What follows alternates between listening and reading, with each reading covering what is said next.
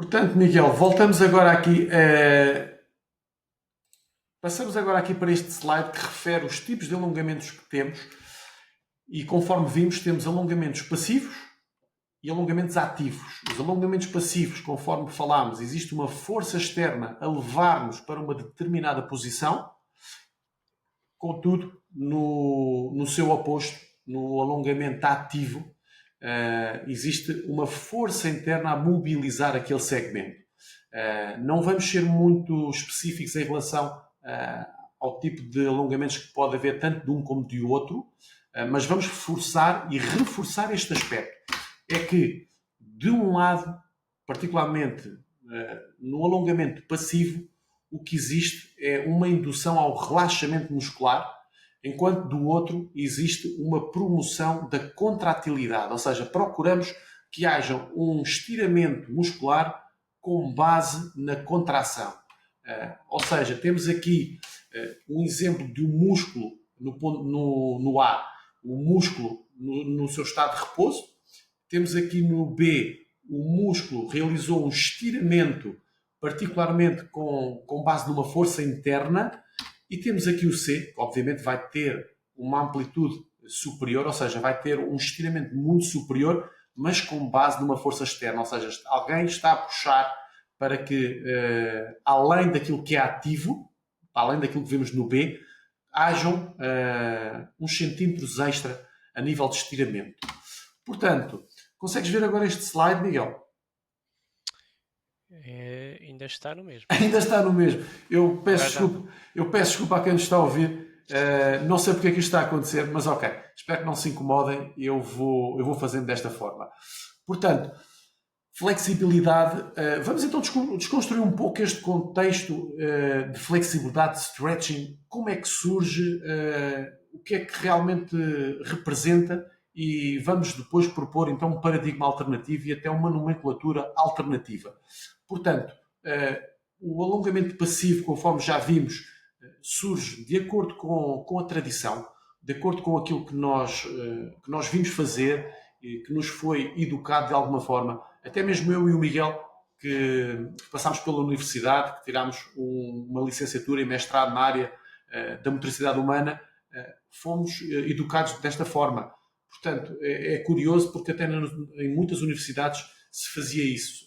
Contudo, agora já se começa a questionar, mas só para perceber o peso da tradição. Muitas pessoas alongam e não percebem bem porquê, inclusive até profissionais da área induzem ao alongamento passivo, sem compreenderem bem a sua fisiologia.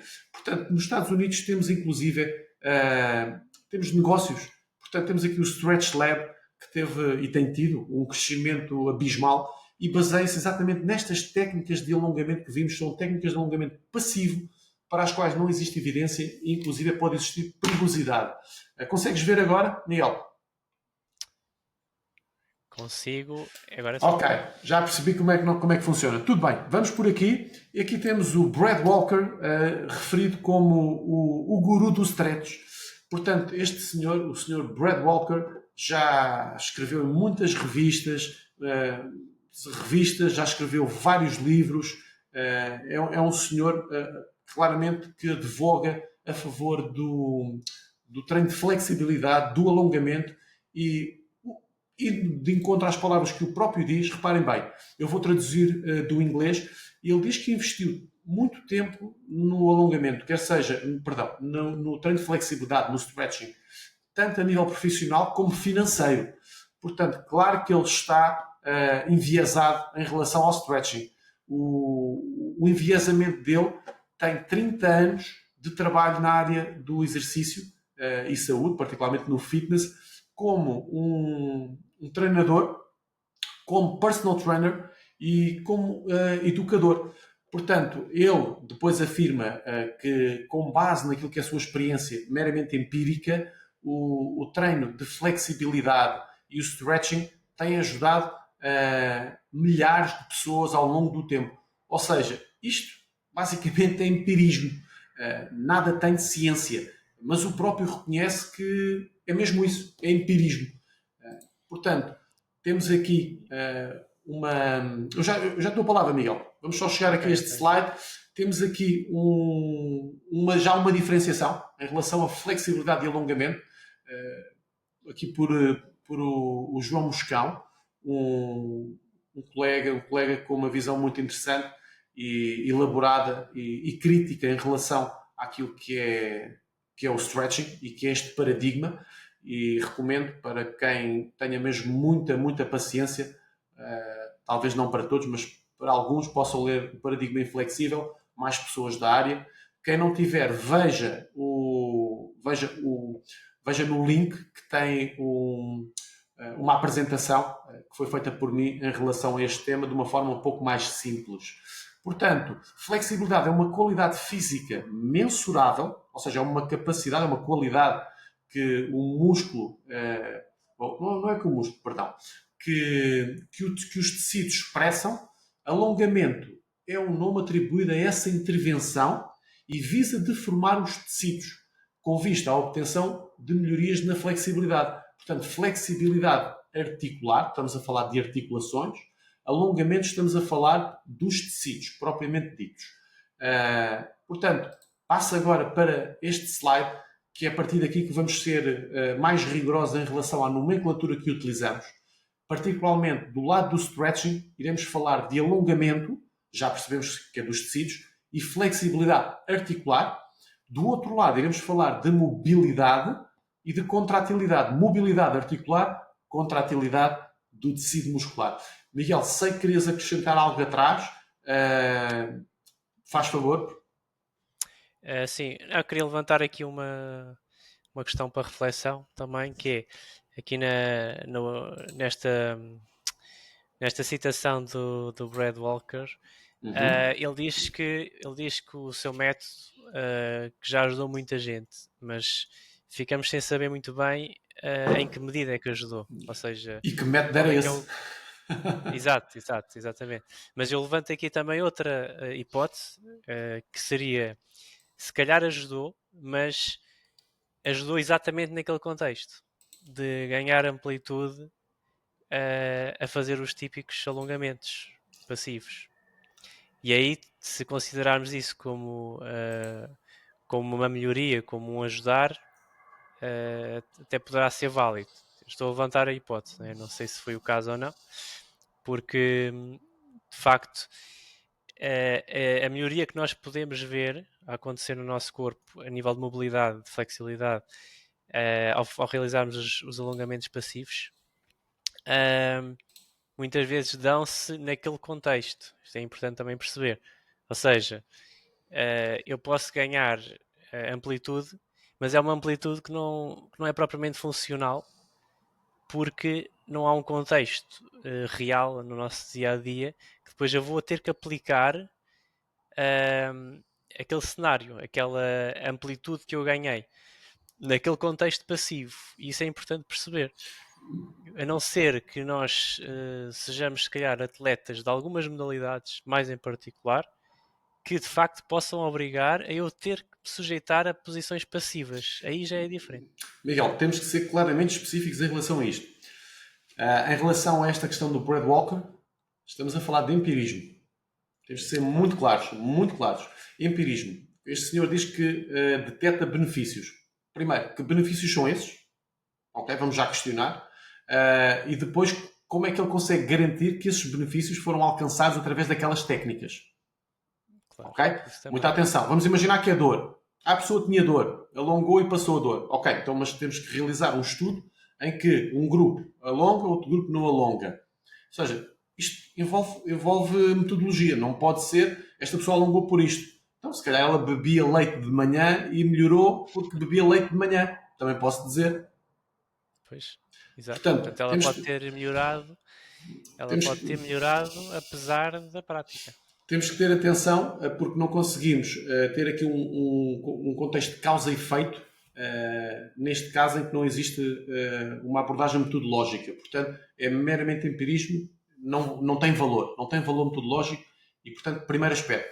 Segundo aspecto, e também indo de encontro ao que tu disseste, e se calhar clarificar para quem nos está a ouvir, temos que diferenciar muito bem o que é uma insuficiência ativa e uma insuficiência passiva. Ou seja, sendo aqui tratando o assunto de uma forma simples. Quando nós ganhamos, mais amplitude, ganhamos mais amplitude porque aquela pessoa, de alguma forma, através de técnicas, vamos dizer agora, de flexibilidade, conseguiu aumentar, ter uma amplitude extra na extensibilidade dos tecidos. Mas que vantagem contrátil é que lhe foi conferida? Ok? Temos já de colocar esta questão. E, em boa verdade, normalmente não tem benefício algum. E agora, ainda vou mais além. Para quê ganhar uma amplitude extra? Isto, o Miguel estava-se a referir em relação a modalidades específicas. Por exemplo, se for no contexto da ginástica desportiva, do balé, faz sentido. Agora, temos de colocar uma outra questão. Isto faz bem ao corpo? Isto é bom para as articulações? É bom para aquele organismo? E quando falamos de pessoas ditas normais, pessoas que apenas treinam com vista à promoção de saúde, haverá interesse em ter esta amplitude extra? Temos de compreender muito bem o que é uma amplitude que se consegue conquistar à custa de técnicas agressivas e que visam um aumento da extensibilidade de forma passiva ou através da contração muscular. Ou seja, não existe interferência e controlo por parte do sistema nervoso central. Estamos a falar da parte da contração muscular. Ou seja, o sistema nervoso central é o responsável por ter essa amplitude extra. No outro, não. No outro estamos claramente a inibi-lo, e já irão ver à frente como. Estamos a inibir a ação do sistema nervoso central para conseguirmos essa amplitude extra. Portanto, vou continuar aqui a nossa apresentação. E estamos aqui. Exatamente. Portanto, estávamos neste slide. Com licença. Exatamente. Estamos neste slide em que já propusemos então aqui uma nova nomenclatura e eu aproveito desde já. Miguel, consegues ver aqui esta questão da flexibilidade? Estás-me a ver ou não? Estou a ver. Force stretching. Muito bem. Então vamos falar em relação aqui a este aspecto, que é o aspecto neural, ou seja, quando falamos de aspectos neuromusculares, estamos a falar do quê? O que é que temos aqui nesta imagem? Nesta imagem em cima temos um cérebro, temos as áreas motoras e aqui temos um neurónio motor, que é um motoneurónio alfa, que é um neurónio que vai inervar o tecido muscular. É importante perceber isto. O sistema nervoso central apenas contrai. Ele não sabe alongar, ele sabe contrair. Pode contrair mais, pode contrair menos, mas só sabe contrair. Ele envia informação, um impulso elétrico, para o músculo contrair e recebe informação do estado do músculo a todo momento. Ficamos por aqui e podemos abordar um pouco mais à frente como iremos fazer para perceberem como é que se faz esta modulação a nível do tecido muscular. Por outro lado, temos também elementos metabólicos, ou seja, quando contraímos, existe a libertação de substâncias metabolicamente ativas e associadas à contração muscular. No processo de estiramento passivo, tende a haver o desenvolvimento de processos inflamatórios. São processos que podem ser questionáveis e têm um impacto no nosso corpo que também ele pode ser questionável. Por último, temos também aspectos mecânicos. E nestes aspectos mecânicos estamos a falar da contração propriamente dita. Ou seja, o desencadear de um impulso elétrico nas áreas motoras do nosso cérebro levam a um encurtamento muscular. E vocês reparem bem que temos aqui, não sei se consegues ver a seta do rato, Miguel? Consigo. Ótimo. Então aqui temos o músculo propriamente dito. E aqui, nesta imagem em cima, temos um órgão sensorial, que é o fuso neuromuscular, que contacta com a espinal medula e, obviamente, com o sistema... contacta com a espinal medula, primeiro a nível inferior, a espinal medula faz parte do sistema nervoso central, e contacta também a nível superior nas áreas cerebrais. Não vamos complicar cá em cima onde é que ele vai intervir, mas digo-vos desde já que o grande objetivo deste órgão sensorial é contrair, proteger o músculo. Ou seja, se nós tentarmos estirar o músculo, ele vai informar tanto a espinal medula como o cérebro, as áreas superiores, vai informar que está a haver um estiramento e a resposta vai ser uma contração muscular. Vai-se pedir ao músculo que ele contraia. Nesta de baixo, temos aqui um outro órgão sensorial, que é o órgão tendinoso de Golgi, que responde, também ele, a pressão. Ou seja, a tensão, perdão.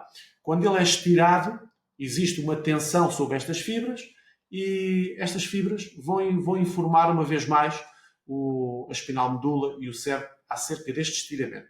Miguel, sempre que quiseres adicionar algo, estás à vontade.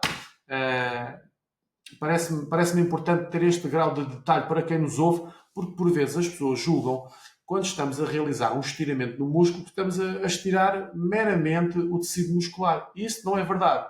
Nós temos estruturas nervosas que estão igualmente a ser, neste caso, tensionadas, estiradas, e elas têm uma resposta. Conforme vimos, levam essencialmente à contração muscular.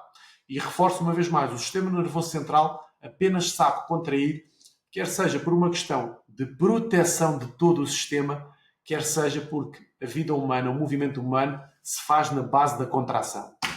E antes de passar aqui para o racional do stretching, eu faço questão de vos mostrar, preparei aqui algo que eu acho que é muito interessante, que já o fiz uma vez a explicar à minha mãe, porque é que não devemos realizar certo tipo de alongamentos, e eu acho que é uma imagem muito ilustrativa. Estás-me a ver, Miguel? Estou-te a ver. Ótimo. Então, eu trouxe aqui umas coisas muito giras. Particularmente, consegues ver? Miguel, sim. É o tecido muscular, apenas tecido muscular. Portanto, reparem que eu estou a estirar e ele volta à posição original. Portanto, isto seria a visão do tecido muscular a estirar e a voltar. Ou seja, ele aqui não tem qualquer tipo de plasticidade, ele não se deforma. Tem uma propriedade elástica. Agora, o sistema nervoso central, conforme vimos, tem extensões e tem uma comunicação com o músculo através daqueles órgãos sensoriais. Ou seja, o músculo não funciona como esta peça de borracha que eu tenho à minha frente. Ou seja, o músculo tem elementos sensoriais que têm a capacidade de modular o seu nível de tensão. Portanto, agora imagine aqueles órgãos sensoriais, o fuso neuromuscular aqui no meio e o órgão tendinoso aqui nas pontas. Quando eu começo a estirar, o que é que está a acontecer, Miguel? O que é que está a acontecer? As extremidades estão-se a afastar. Sim, mas e o que é que está a acontecer a nível neural? Que informação é que é enviada para a espinal medula e para o cérebro? E posteriormente para o músculo? De relaxamento.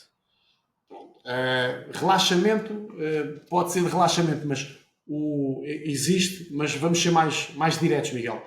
Está a existir, mas o que existe efetivamente é uma informação de que está a existir um estiramento e isto pode representar perigo para o sistema muscular. Então, ele vai enviar informação para que o músculo contraia. Ou seja, sempre que eu estiro em demasia, ele está a enviar uma informação para o músculo contrair. Pegando agora aqui no exemplo destas técnicas de flexibilidade. Sempre que estamos a estirar, o que é que está a acontecer? Desconforto. E eis que alguém diz, aguenta, isso, aguenta, agora aguenta mais, aguenta aí. Lá está, esta sensação de desconforto é uma sensação clara, gerada pelo sistema nervoso central para que não haja mais estiramento. A informação que é enviada para o músculo naquele preciso momento é para ele estirar. Ou seja, é para ele estirar, perdão, é para ele contrair. E é importante ter esta percepção. Trouxe também aqui mais algo muito interessante, que creio que vocês todos reconhecem e que irão perceber mais à frente a pertinência. Conhecem? Miguel, isto já tem outro tipo de plasticidade. Reparem, se eu puxar, o que é que está a acontecer ao elástico? Ou a esta película, perdão? A película vai ficar deformada. Aí está, ficou deformada. Contudo, o tecido muscular não responde desta forma, porque isto é uma forma, lá está, para quem não conhece fisiologia muscular, é uma forma óbvia e clara do que está a acontecer no músculo. quando em boa verdade não funciona assim. O tecido muscular, quando nós fazemos isto, não alteramos a sua arquitetura a nível crónico.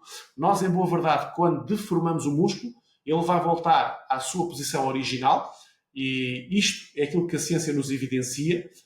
Durante muitos anos se julgou, particularmente por parte daqueles que advogam o treino de flexibilidade, que se alterava a arquitetura do músculo, particularmente a nível das fibras musculares, quer seja mesmo a nível de outros tecidos passivos. Contudo, sabe hoje que não se altera nada. Ou seja, é rigorosamente isto. Volta à posição inicial. Portanto, desconstruída a questão do alongamento, vamos passar a utilizar essencialmente o termo contratilidade. O músculo contrai. O músculo não foi feito para alongar. Voltando aqui à apresentação, Miguel, se quiseres adicionar algo mais a este momento. Eu acho que podemos só acrescentar aqui que para as pessoas também perceberem, apesar de haver contração, o alongamento vai existir, mas é um alongamento natural, é a consequência, ou seja, os músculos opostos ao movimento que estamos a realizar, que vão alongar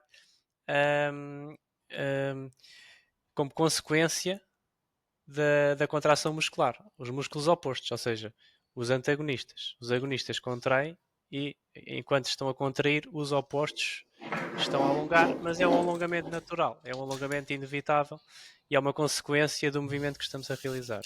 Miguel, para ajudar quem está lá em casa, eu trouxe aqui este mecanismo para explicar exatamente o que estás a dizer.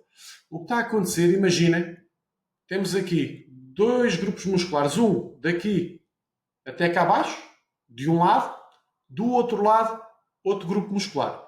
Ou seja, se este encurtar, o que é que está a acontecer? Do outro lado, podes falar, Miguel, podes falar. Espera, desculpa, agora tive aqui uma pequena distração. Tudo bem, tudo mensagem bem. Distraiu. Tudo bem. Deste lado, temos um grupo muscular. Vamos chamar o grupo muscular A.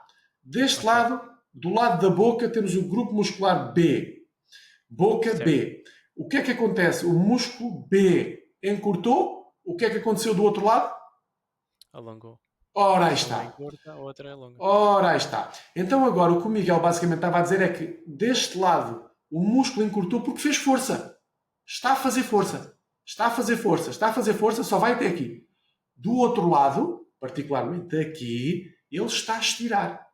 A diferença é que quando temos contratilidade, este contrai. Quando estamos a levar de forma passiva, fazemos força deste lado, este músculo, de forma simples, para quem está em casa, ao invés de contrair, pedimos para relaxar. Deste lado, estamos a induzir relaxamento neste músculo. Ok? Esta é a diferença de paradigma. E vamos compreender um pouco melhor esta questão, particularmente com o que se segue, explicando o racional para alongar. Porque existe um racional. Existe um racional. Ou seja, quando alguém diz que vamos realizar treino de flexibilidade, vamos alongar o músculo, existe uma lógica. Que lógica é essa? Consegues ver aqui, Miguel? Consigo. Ótimo. Então vamos lá começar a contar a história. Qual é a assunção? O treino de flexibilidade é benéfico ao funcionamento motor saudável. Existe uma diminuição da flexibilidade com a idade, e esse é um facto. Ou seja, existem alterações nos tecidos, existe uma desinervação, ou seja, existe deposição de tecido conjuntivo e de tecido adiposo no músculo, portanto, ele fica menos extensível, existe uma desinervação, ou seja, propriedades que vimos há pouco, que são propriedades sensoriais nervosas, também ficam alteradas e a flexibilidade tende a diminuir com a idade. Aqui estamos a falar da articulação, ok? Portanto, a flexibilidade melhora como? Se nós alterarmos a estrutura do músculo, que já vimos que não acontece, e através de aspectos neurais, ou seja, aqueles dois órgãos sensoriais que vimos há pouco. Se os conseguimos modular, vamos conseguir ter maior mobilidade. Perdão, aqui eu vou utilizar o termo flexibilidade. Vamos conseguir ter mais flexibilidade. Faz sentido, do ponto de vista, pelo menos, conceptual. Portanto, produz efeitos positivos na força, na amplitude articular, na extensibilidade tecidual, a nível da performance, antes do treino e depois do treino, e previne lesões. Realmente é fantástico. Agora, tudo isto é uma assunção. Tudo isto é empírico. Não existe validade científica. Curiosamente, existe validade científica para o oposto. Portanto, como é que esta teoria pode, ou melhor, como é que esta melhoria pode de facto acontecer? Temos uma teoria mecânica, que foi aquela que eu falei há pouco. Existe alteração a nível dos tecidos, da arquitetura muscular. Ou, por outro lado, existe uma alteração sensitiva. Ou seja, no sistema nervoso central. Para aqueles que ainda estão connosco, que ainda estão a conseguir acompanhar, já perceberam que isto não é um tema assim tão simples para dizer que é bom ou que é mau. Ok? Vamos continuar então a desconstruir. Queres adicionar algo a esta assunção, Miguel? Penso que não. Ok. Então, alterações estruturais a nível do tecido muscular, alterações sensitivas, neurais, portanto, deste lado, a nível do sistema nervoso central. E vamos então perceber o racional para o aumento da amplitude disponível devido ao alongamento. Por um lado, a teoria mecânica aumentaria o comprimento do músculo e o que é que isso iria fazer? Iria alterar o sistema, iria colocar o sistema em risco, porque claramente temos aqui esta linha vertical vermelha. Isto é a amplitude que nós temos disponível de forma ativa. É aquilo que o nosso sistema neuromuscular compreende e sabe interpretar. Mais do que isto, ele já não compreende. E é basicamente um ato de fé assumir que ao estirarmos isso é bom para o nosso corpo, quando já sabemos que não é bom. Mas ainda assim, vamos deixar algo em aberto para esse ato de fé e, quem sabe, para uma discussão futura. Mas acho que é mais claro que, ao violarmos a disponibilidade do sistema neuromuscular, e não estou a envolver aqui a articulação, porque também temos sensores a nível articular, eu acho que é, no mínimo, insensato. Por outro lado, portanto, deste lado, a tolerância ao alongamento, que é a teoria sensitiva, o que é que diz? Diz que, em boa verdade, nós não alteramos o músculo, não alteramos as propriedades do músculo, conforme eu vos mostrei há pouco, naquela película em que o músculo deformava. Isso não ocorre. O que ocorre é uma maior sensibilidade em relação à tolerância à dor e em relação à desensibilização daqueles agentes que são agentes neurais, são sensores neurais e são particularmente o fuso neuromuscular e o órgão tendinoso de Golgi. Portanto, existe um aumento dos limiares de dor e é por isso que nós ultrapassamos esta linha vermelha e claramente isto é uma linha vermelha. Não deveria ser ultrapassada. Queres adicionar algo antes de eu passar aqui para alguns artigos que particularmente são revisões sistemáticas e que ilustram aquilo que se sabe e particularmente que é mais recente a nível deste tema, Miguel? Acho que podes continuar. Muito bem. Então temos aqui esta revisão que colocou a seguinte questão. Poderá o alongamento ou o treino de flexibilidade crónica alterar as propriedades mecânicas da unidade músculo-tendão? E basicamente o que é que se procurava? Procurava-se perceber se isto acontecia, ou seja, se aumentávamos a amplitude articular com base nestas intervenções crónicas. E basicamente aqui esta revisão sistemática e meta-análise foi procurar determinar se isso acontecia e então vamos perceber o que é que aconteceu. Os resultados em 26 estudos que foram selecionados com uma duração de 3 a 8 semanas e com um tempo total por cada alongamento de 1165 segundos por semana, foram detectados efeitos pequenos e particularmente aqui a nível de algumas variáveis e outros efeitos triviais a nível de outras, particularmente a resistência da articulação ao estiramento, à arquitetura muscular, entre outras variáveis. Basicamente o que isto está a dizer, para quem não está muito por dentro desta linguagem, é que não se encontrou nada. não se encontrou nada, estatisticamente isto não foi nada significativo, tanto mais que o autor e os autores, perdão, concluem da seguinte forma: intervenções de flexibilidade ou stretching durante 3 a 8 semanas parecem não alterar a propriedade do músculo ou do tendão, contudo, parecem aumentar a extensibilidade e tolerância a uma força têncil, ou seja, está-se a referir aqui a aspectos neurais e lá está, não vem acrescentar nada para aqueles que já leram sobre este assunto, que é o que se sabe que, essencialmente, as alterações que ocorrem é a nível sensitivo, é a nível do sistema nervoso central e não a nível do tecido muscular. Portanto, adaptações crónicas inferiores a 8 semanas ocorrem essencialmente a nível sensorial. E agora poderíamos questionar se esta diminuição de input sensorial para o músculo é bom ou é mau, e eu avanço já que é mau.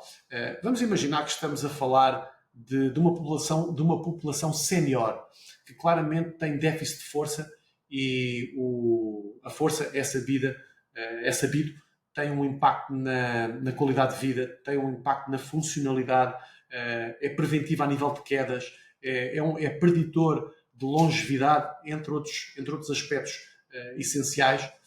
Se nós estivermos a deprimir o sistema nervoso central e o input para o músculo, estamos a diminuir a expressão de força. Reparem bem a perversão, ou seja, estamos a tentar estirar em vez de estarmos a tentar contrair. Estirando, perdemos força, se contrairmos, mantemos ou aumentamos os índices de força.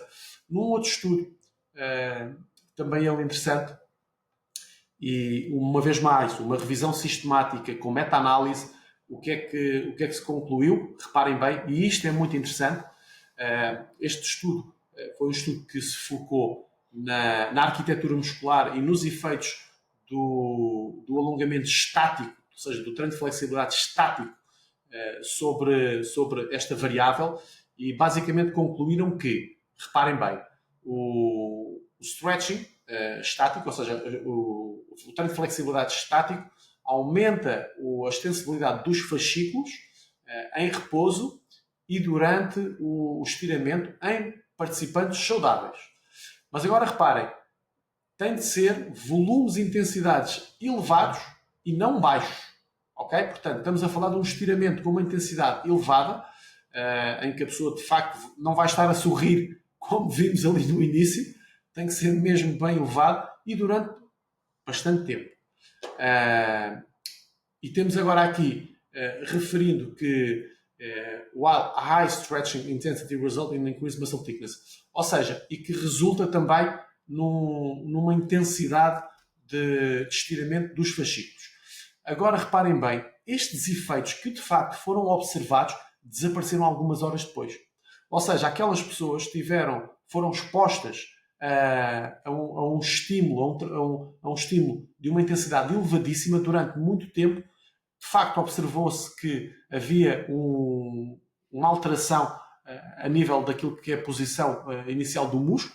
Portanto, se pensarmos naquela película que eu mostrei há pouco, de facto deformava, mas depois acontecia aquilo que eu também mostrei com aquela base de plástico, esta que temos aqui. Volta à posição inicial. Portanto, basicamente não serve de nada, podendo até colocar em risco todo o sistema neuromusculo articular. Lá está. Temos de perceber o que é que queremos fazer. Queremos ter uma prática baseada em evidência ou em crença ou em tradição. Já sabemos que não aumenta o desempenho desportivo. Estes alongamentos passivos, estas técnicas passivas, curiosamente, podem até mesmo deprimi-las. Deprimir. Prevenção de lesão, não previne lesão, pode provocar lesão. Aumentar a força, não aumentar a força, pode diminuir a expressão de força. A nível de mobilidade é exatamente a mesma coisa. Existem outros que não vamos estar agora aqui a ver. O Miguel há pouco falou na questão isto já é um pouco técnico, é um pouco da nossa área da ciência do exercício, mas para que vocês possam ter a noção, aqui em baixo o que é que temos? temos o músculo na sua posição, digamos, de repouso, a posição normal. Aqui temos em encurtamento e deste lado direito temos em estiramento. Ou seja, nós temos aqui uma posição ótima para a contratilidade muscular, que ocorre aqui no meio, portanto, nesta posição. Contudo, nos extremos, a expressão de força é muito inferior. O que é que está a acontecer? Nós, quando levamos quando geramos um afastamento entre dois pontos numa dada articulação, particularmente com extensão do músculo, estamos a levar o músculo para uma zona onde ele não consegue contrair. Se nós forçarmos além daquilo que é a sua disponibilidade, então ele não vai mesmo conseguir contrair. Portanto, tem um risco elevadíssimo de lesão e de inibição da própria contração muscular. E agora reparem bem, não vai haver uma otimização desta curva, que é a curva comprimento-força. Ou seja, não tem qualquer tipo de interesse a nível desta curva, que é uma curva bastante importante a nível da performance humana e da performance neuromuscular. Não tem qualquer tipo de interesse estar a realizar este tipo de atividades mais agressivas. E não sei se recordam, logo no início falámos acerca de uma insuficiência ativa e insuficiência passiva. Ou seja, se nós passarmos esta linha, vamos ter uma insuficiência ativa, ou seja, o músculo não vai conseguir contrair na amplitude extra que nós supostamente ganhamos. Aqui não é supostamente, é que ganhamos com aquele estiramento. Uma outra evidência a nível de contraturas. A questão é se o alongamento seria eficaz na prevenção, no tratamento e prevenção de contraturas em pessoas com condições neurológicas e não neurológicas. Portanto, notem que isto é uma revisão sistemática e meta-análise da Cochrane, que é uma entidade reconhecida pelo seu rigor a nível de publicações. E reparem, a conclusão foi que existem evidências de alta qualidade para que o alongamento não tenha importância clínica na mobilidade articular. Reparem bem que vai contra tudo aquilo que a tradição e a crença, a maior parte da crença do senso comum, inclusive de muitos profissionais da área, advogam. Miguel, não sei se queres acrescentar algo mais antes de eu passar aqui para o paradigma alternativo. Podes passar. Ok. Os exercícios de alongamento podem resultar numa diminuição imediata de curta duração na força muscular. Ou seja, já estamos a ver que aquela entidade que há pouco falámos, mesmo no início, que referia que a flexibilidade poderia ser recomendada, afinal já começa a dizer que leva à depressão da força muscular. Portanto, se calhar não é assim tão boa. Aqui, numa outra meta-análise, refere-se que o alongamento passivo estático no início leva à diminuição do desempenho muscular. Portanto, é algo que também já sabemos. Temos aqui agora um artigo em que se verifica um aumento do risco de lesão quando o alongamento é realizado, uma vez que o seu efeito é similar a um efeito analgésico. Ou seja, é como se estivéssemos a anestesiar o músculo. Reforço uma vez mais. O músculo foi feito para contrair. O músculo não sabe alongar. Ele sabe contrair. Outra questão, não há ligação consciente que tenha sido demonstrada entre exercício regular de flexibilidade e a redução de lesões musculotendinosas. Reparem, do American College of Sports Medicine, já em 2011. E por último, existe uma quantidade considerável de evidência a declarar que o alongamento regular apenas modifica a percepção do desconforto associado ao alongamento. Ou seja, aquilo que temos vindo aqui a falar e que já se sabe e que é mais claro, até que se prove o contrário, não é? Nestas coisas também temos que esperar que haja evidência, e acho que é assim que a ciência deve funcionar. Existe evidência para este paradigma, que é o paradigma alternativo que iremos demonstrar, e não para o paradigma que a maior parte das pessoas segue, que é um paradigma que procura atribuir valor ao alongamento passivo estático. Portanto, alongamento, flexibilidade, relaciona-se essencialmente com percepção de desconforto, essencialmente com aspectos neurais, portanto, teoria sensitiva. Então, mas o que é que nos diz um outro tipo de paradigma, que é o paradigma alternativo? Qual é que é a assunção deste paradigma? Poderá o treino com resistências, ou seja, o treino de força, o treino de musculação, como se costuma dizer, ser benéfico ao funcionamento motor saudável? Vamos lá perceber. Se a força diminui com a idade, porque existem alterações histológicas dos tecidos, conforme vimos há pouco, existe desinervação, ou seja, no primeiro existe deposição de tecido conjuntivo e de tecido adiposo, no segundo existe uma diminuição da inervação do músculo, ou seja, temos menos atividade neural a chegar ao músculo, menos atividade elétrica. Então, se neste caso o treino de força pode alterar a estrutura, temos muita evidência para isso, quer seja a estrutura muscular, quer seja a nível neural. Ou seja, o neurónio motor, a forma como o neurónio motor ativa o músculo pode ser superior, ou seja, envia com mais frequência, consegue enviar mais impulsos elétricos e impulsos elétricos com intensidades superiores, por um lado, ou seja, neural, sistema nervoso central, ativa o músculo também mais rapidamente. Por outro, altera a estrutura do músculo a nível das proteínas contráteis e proteínas não contráteis, porque temos diferentes proteínas. Portanto, é sabido e é comprovado que que o treino de força consegue fazer isto. Então, nesta assunção, podemos dizer que o treino de força produz efeitos positivos a nível da força muscular, é verdade. Amplitude articular, também é verdade, é a melhor forma para ganharmos mobilidade articular. Lá está, com controlo versus amplitude articular sem controlo, que é o que acontece no paradigma anterior. E aumenta a contratilidade, que é aquilo que o sistema nervoso central sabe fazer, faz sentido. Aumenta a performance. Porquê que aumenta a performance? Temos aqui PPA, é potenciação pós-ativação.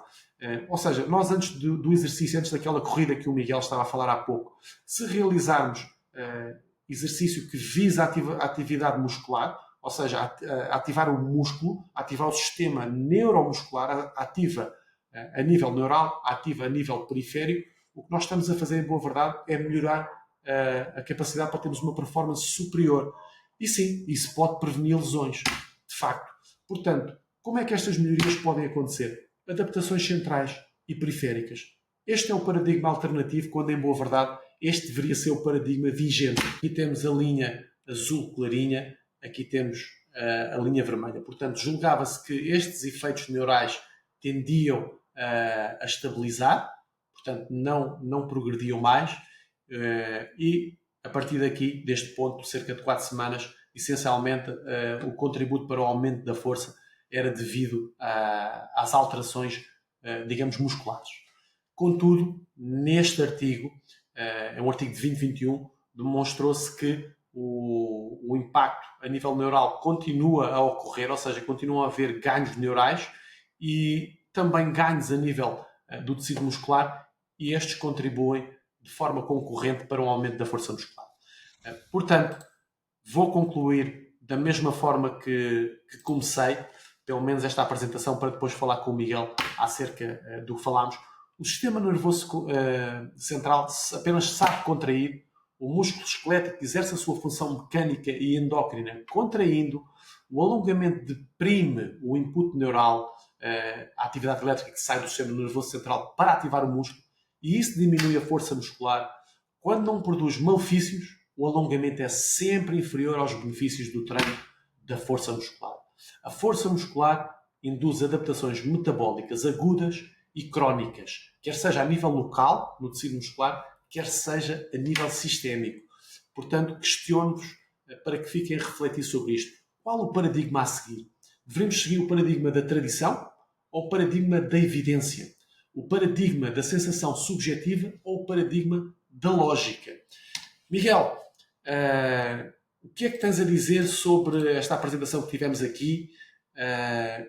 Qual é a tua perspectiva sobre aquilo que acabámos de apresentar e o que é que tu achas que ainda podemos fazer para sensibilizar quem nos ouve e quem nos acompanha?